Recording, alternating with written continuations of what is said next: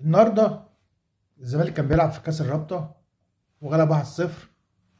مش هقول لك بقى الجون ناصر المنسي جه ازاي لا لا لا، انا هوريكم التربيه والعقليه اللي جايه في نادي زي نادي كبير زي الزمالك، ومخلي اللعيبه عشان يبقى محبوب الجماهير لازم يطلع يعمل مشاكل او يعمل حوارات او يعمل قصه.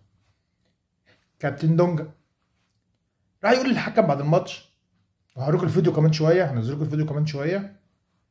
جاي يقول له ايه؟ هو مين اللي قال لك ما تعملناش فاولات؟ مين اللي قال لك ما تديناش فاولات؟ دي العقليه. ما جاش كلمه ان الجون بتاع ناصر منسي دخل ازاي، وكلنا عارفين الجون دخل ازاي.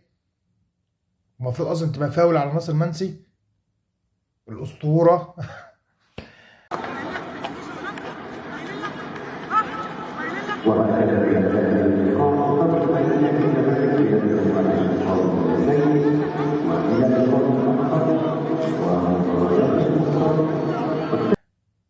وجاي يروح للحكم يقول له ومين اللي قال لك ما تديناش فاولات؟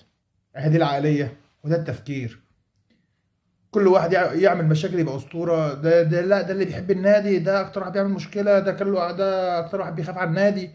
والله كله في الهوا، كله في الهوا. وفي الاخر مين اللي بيدفع الثمن؟ والله الجمهور. سلام.